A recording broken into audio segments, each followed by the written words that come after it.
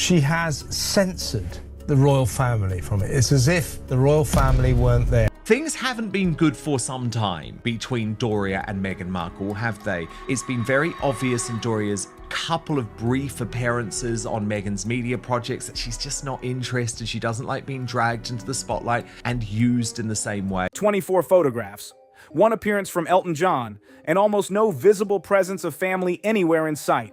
That was the internet's reaction after Meghan Markle posted her 8th wedding anniversary Instagram carousel, and people quickly focused on what wasn't included rather than what was.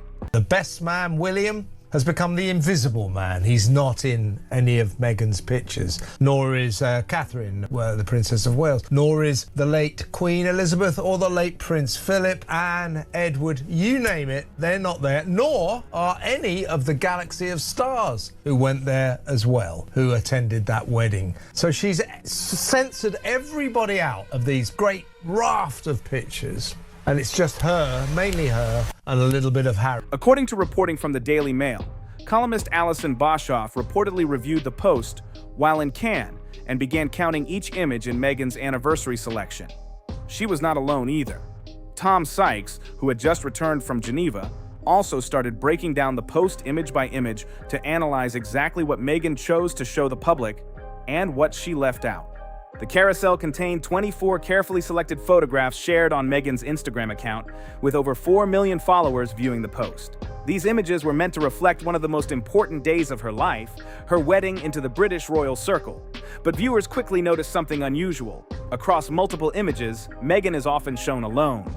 Several photos show Meghan dancing solo in her Stella McCartney reception dress, arms raised as if she is the only person in the space.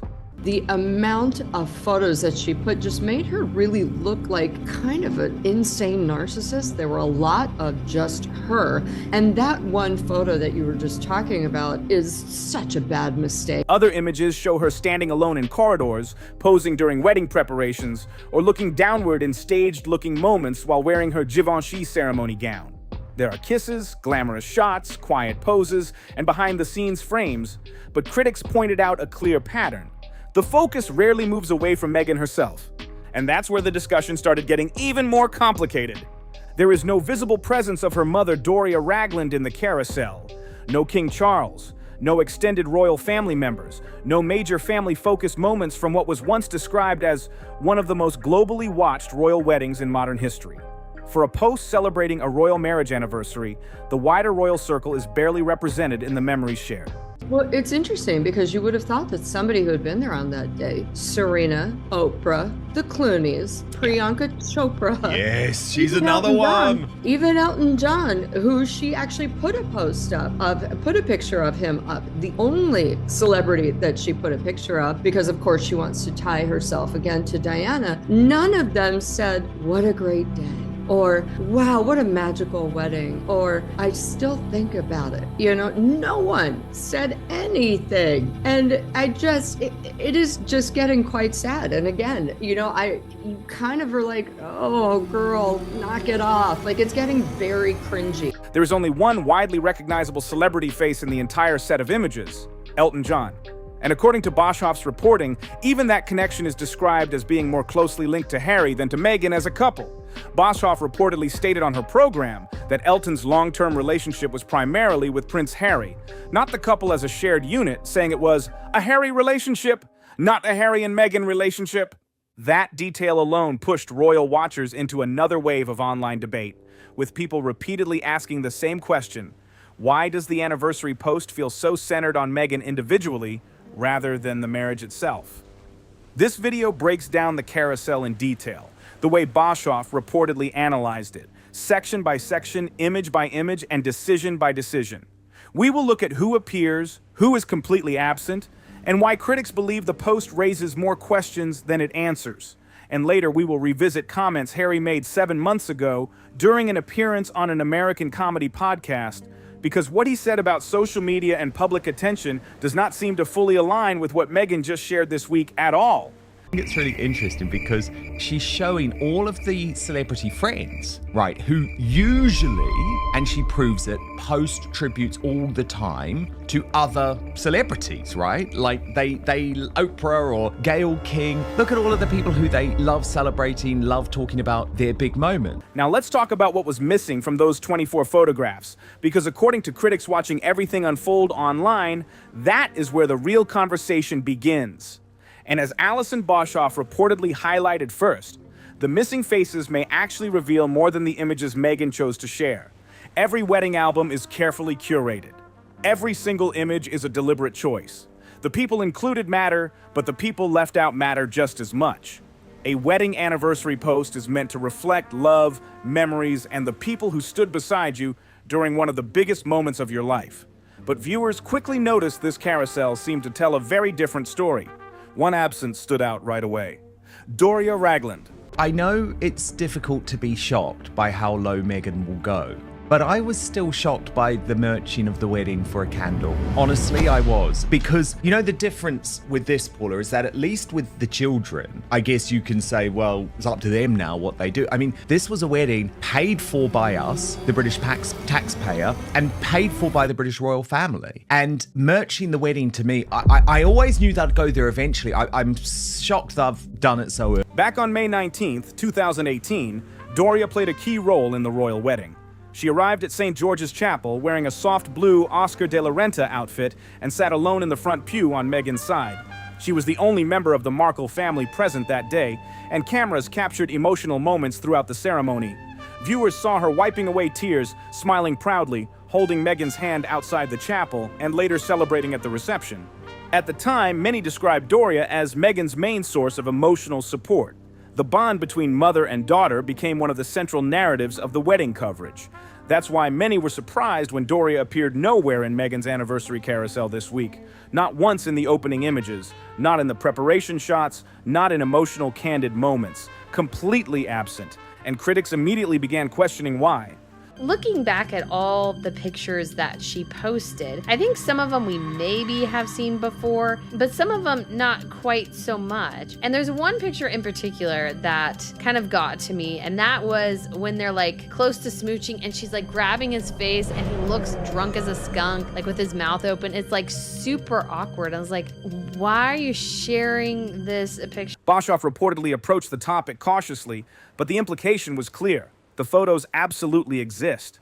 The public already knows they exist because official wedding photographer Alexei Lubomirsky released formal portraits of Meghan and Doria in 2018. Meghan has access to those archives. She could have selected any warm portrait, any emotional moment, any behind-the-scenes memory with her mother. Instead, none of those images were included. That choice quickly became one of the biggest discussion points online because this was not a media outlet making editorial selections. This was Meghan's own anniversary post shared directly with millions of followers. Every frame was intentional. Every image was chosen before going live. And viewers couldn't ignore the fact that in her public version of the wedding day, her mother was completely absent. And that's where things started feeling even more uncomfortable for royal watchers. This is the same Meghan whose Netflix series often emphasized how close she is to Doria. The same Meghan who has referred to her mother as her best friend in past interviews. The same public narrative that often presented Doria as a steady, grounding presence during key moments of her life. So viewers naturally started wondering why someone described as such a central figure suddenly disappeared from a post that was supposed to reflect love, memories, and family. It was really striking, Paula, that on this anniversary, which clearly none of us thought was significant, but Harry and Meghan did, there was not one tribute from anyone else. And so they're the ones invading their own privacy. And it links, Paula, with what you have been reporting to Alison Boshoff in the Daily Mail in recent weeks about how virtually every A-lister at the wedding in some way, Paula, has turned or at least chosen to freeze themselves out. Critics online argued that a wedding album without the bride's mother is something people immediately notice, especially when that relationship has been publicly highlighted for years. And according to commentators following the discussion, that absence made the carousel feel less like a shared memory celebration and more like a tightly managed image project focused heavily on Meghan herself. Then, there is another major absence people pointed out almost right away: King Charles III, who at the time was still the Prince of Wales and famously walked Meghan down part of the aisle during the royal wedding ceremony. At the time, many saw it as a meaningful gesture from King Charles III, who was still the Prince of Wales back then. After Meghan's father did not attend the wedding at the last moment, Charles stepped in and escorted her through the second half of the aisle at St. George's Chapel. Royal commentators described it as one of the most symbolic acts of support the royal household had shown a new family member in years. Think about how unusual that moment really was.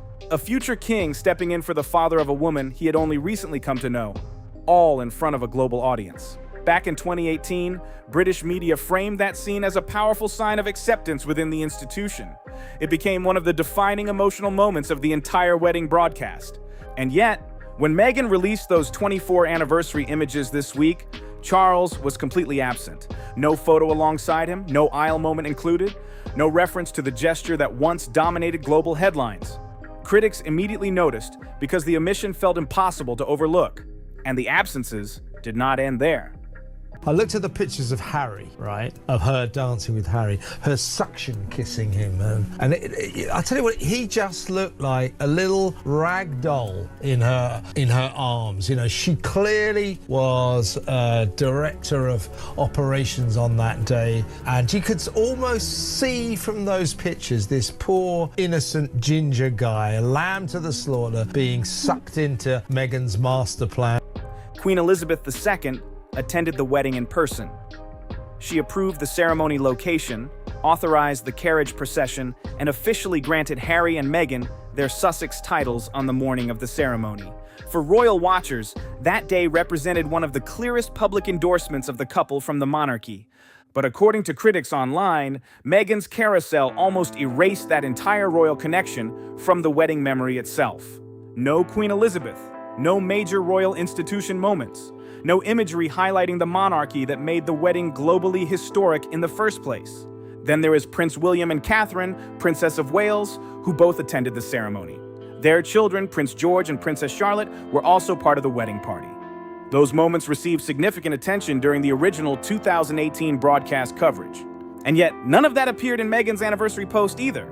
That pattern is what fueled so much debate this week, because people began realizing this was not just a random collection of memories. According to critics, it looked more like a carefully curated public image strategy.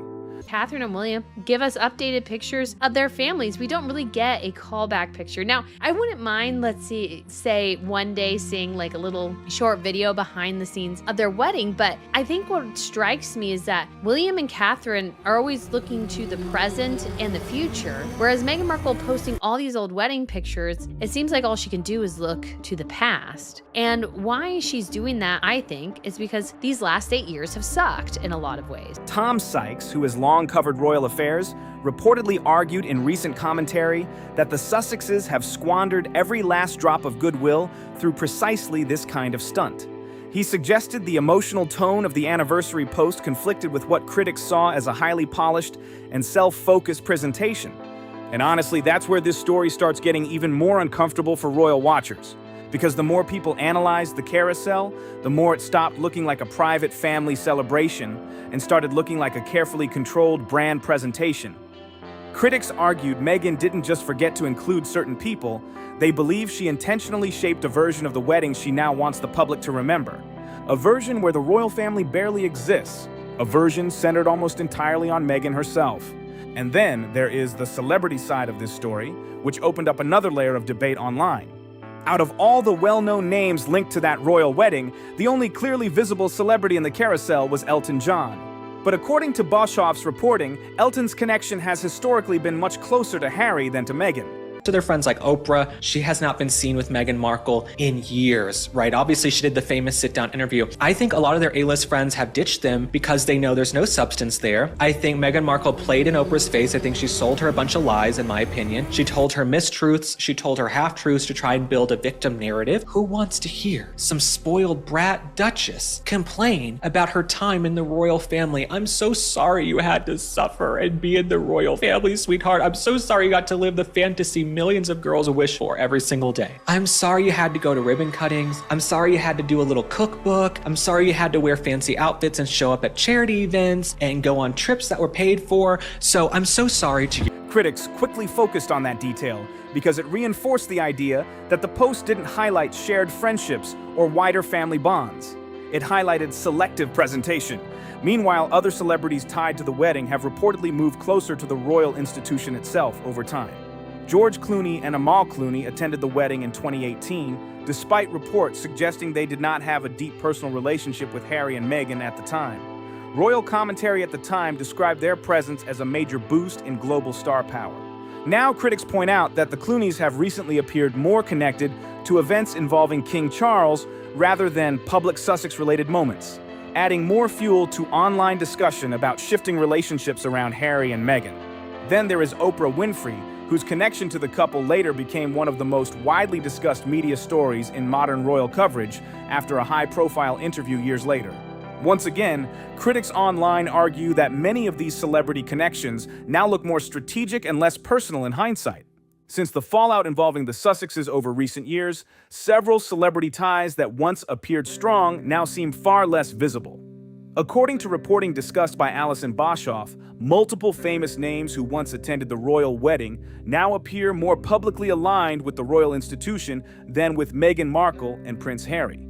Oh God, when everything is spiraling out of control and only 10 people have turned up to your key speech, when you decide to accidentally post pictures, look at this, of your husband having an argument with the nanny on your wedding day, then what more is there to do than yet another disastrous advertising post making zero sense, but showing that you are, these days, pretty damn crazy. Take David Beckham and Victoria Beckham as an example. The Beckhams attended the 2018 wedding and were once seen as part of the couple's glamorous celebrity circle. But according to recent reporting and royal chatter, that relationship has reportedly cooled over time. Instead, David and Victoria have been seen more frequently alongside Prince William and Catherine, Princess of Wales, at public events and royal appearances. Then there is Serena Williams, often viewed as one of Meghan's closest long-term celebrity friendships. Serena publicly supported Meghan for years and remained vocal during major moments of public scrutiny. According to Boshoff's reporting, she was seen as one of the last consistently visible supporters within Hollywood circles. But even there, royal commentators say things now appear noticeably quieter. And suddenly, Meghan's anniversary carousel starts looking very different when you view it through that lens. Critics online began describing it less as a warm celebration surrounded by friends and family, and more as a carefully polished image package built heavily around Meghan herself. One Elton John photo. Happy anniversary to And Papa! I love you. Blow them! No. Blow them! Yay! Yeah! Oh my god! This is when Mama and Papa, when we got engaged, we had a party with all of our friends and we said everyone we were an animal onesie and we were penguins. We were penguins because we're together for life. A few Harry appearances, glamorous solo shots, emotional poses, but very few visible signs of the wider relationships that once surrounded the couple during the peak of their royal visibility. Of course, some defenders quickly pushed back, arguing that celebrities are busy and rarely post public anniversary tributes for other couples. And that point does carry some weight. Hollywood friendships are often private and not constantly displayed online. But critics responded with another angle. George Clooney and Amal Clooney have still been seen at select public events recently, including appearances linked to King Charles. So according to online commentary, it is not that these celebrities disappeared completely. It is that many now appear more publicly aligned with the royal institution rather than with Harry and Meghan specifically. And that is why Boshoff's reporting sparked so much discussion this week. Her argument was not focused on missing online tributes. It centered on Meghan's own decisions inside the carousel. Who was highlighted, who was left out, and what those choices suggest about the current state of the Sussex social circle. Critics describe the overall tone of the anniversary post as strangely isolated. Not dramatic, not emotional, but tightly controlled in a way that felt overly curated. Some online users even argued that the carousel looked more like a branding exercise than a genuine family celebration. And then the story took another turn when people began linking Meghan's social media activity to comments Harry himself made just months earlier. Back in October 2025, Harry appeared on a podcast hosted by Hassan Minhaj. During the conversation, they discussed life in California, parenting in the digital age, public attention, and how social media shapes modern life. Then Hassan raised a specific question about how they would approach social media access for their children in the future. You are going to make a candle that smells like your children. First of all, hello, pedo bait. Second of all, they merged the Queen when she came out with Princess Lilibet candle. Then, of course, due to the backlash, she took it back. And now, of course, the press release says, the candle is in honor of our founder's daughter, Lilibet. Whereas we all have the original press release. So she merged the Queen, she merged her kids, and now she's merging her wedding. Of course she is. It's just natural. Harry's response drew attention at the time because he sounded very cautious about online platforms. According to widely shared podcast clips in royal commentary circles, Harry described major social media companies as evil and harmful, arguing that these platforms can strongly influence young audiences for profit. He spoke about digital culture with clear concern. The clip briefly circulated online before fading from headlines, but now it has resurfaced because of Meghan's anniversary carousel this week. On Tuesday, Meghan shared a large collection of wedding images with millions of followers, along with glimpses from their personal life. The post reportedly included audio of their children singing Happy Anniversary, and even showed a bronze penguin gift Harry gave her for their 8th anniversary. Supporters saw it as sweet and heartfelt, while critics interpreted it differently. Because according to royal commentators, Harry's podcast comments painted a picture of someone deeply skeptical of social media culture, while Meghan's public strategy appears heavily rooted in it. And that contrast is exactly what people online cannot stop discussing this week. And here is the part that royal watchers say makes this entire situation even more uncomfortable for the Sussexes.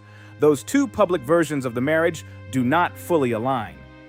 What are you going to do when your kids ask for a cell phone? Are you going to give them a phone? I mean, have you talked to Meghan about this? Because I've talked to my wife about this. We talk about it a lot. And I think that, because of what we know now, we will be way more cautious and hesitant of allowing our kids to have access to social media. But the problem is so many parents don't have that awareness. Because in no logical, fair, ethical, moral world should a parent have to consider that this app that sits on the phone, which, by the way, having a phone for your kid is a really important thing. On one side, you have Prince Harry appearing on a podcast last October speaking cautiously about social media, warning about the risks of online platforms, and sounding clearly uneasy about how digital life impacts families.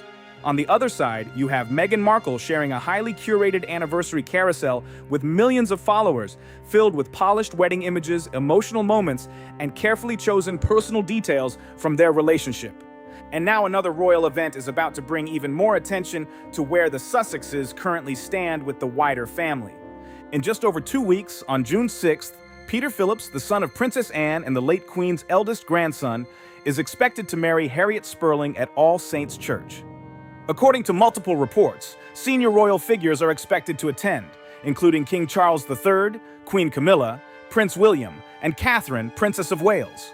Royal watchers have also noticed Princess Beatrice and Princess Eugenie appearing more frequently at official royal engagements recently, fueling speculation that this wedding could become another visible moment of family unity around the monarchy.